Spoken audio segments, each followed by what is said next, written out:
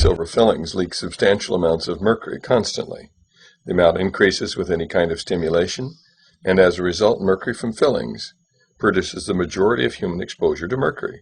The International Academy of Oral Medicine and Toxicology is extremely concerned about the anecdotal claims of safety by manufacturers and dental trade associations that are at variance with the published peer-reviewed scientific evidence to the contrary.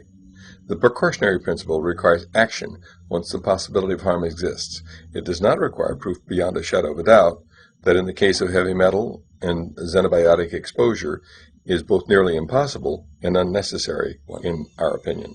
What you're seeing is mercury vapor coming off a 25-year-old silver amalgam filling in an extracted tooth. The background is a phosphorescent screen. The mercury vapor absorbs the fluorescent light, and you can see it as a shadow on the screen. This is mercury coming off a filling that was dipped in water that's the same temperature as the human body.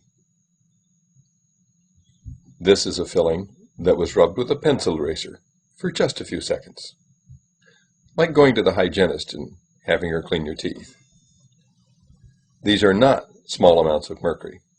If you can see it, it's more than 1,000 times higher than the Environmental Protection Agency will allow for the air that we breathe.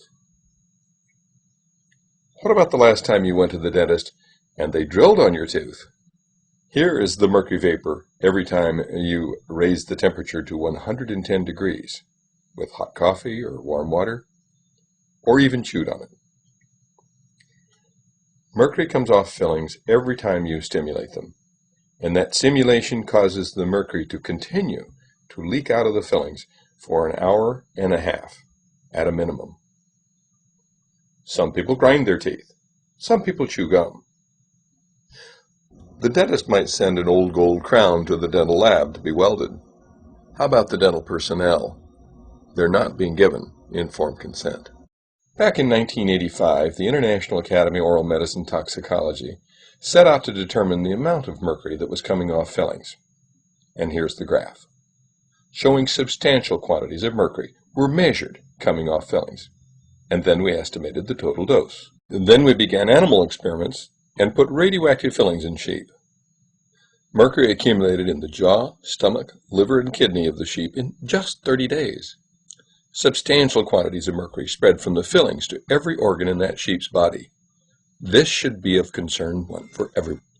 Then we measured that the sheep's kidneys dropped in their ability by 60% to clear inulin, an indication of kidney malfunction.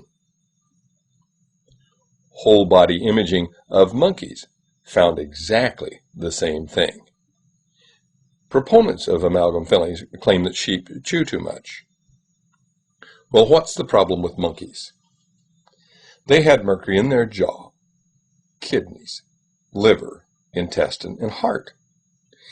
And further research found dystrophic bacteria that were antibiotic resistant cropped up in the intestines within 2 weeks of receiving these mercury-leaking fillings. Further studies have found damage to the ADP ribosylation of brain neuron proteins. In response to the controversy, and at the request of the Federation of Experimental Scientists and Biologists, Drs. Fritzloh Scheider and Murray Vimy wrote an editorial, the first ever in FASEB, that point by point refuted the claims of the amalgam proponents. In 1991, the World Health Organization acknowledged that the predominant source of human exposure to mercury is from your fillings. That should be of concern to anyone wanting to have healthy children, because mercury is highly damaging to fetuses. Experiments in sheep showed that mercury from the sheep's fillings transferred immediately to the placenta, to the unborn fetus, and to every conceivable portion of the fetus's body. It even increased in the lamb higher after birth from mercury in the mother's milk. There's no such thing as a safe mercury filling. All mercury fillings leak mercury. The combined effect of mercury, cadmium, and lead is just now being investigated, but it's not 1 in 1. It's synergistic, and 1 in 1 may make 100 or even 1,000. Why is that of concern? Over and over again, we've heard that children are exposed to lead from our environment. Mercury in lead is many times more toxic than just mercury alone. These black, corroded, pitted mercury fillings are used where you must drill away a third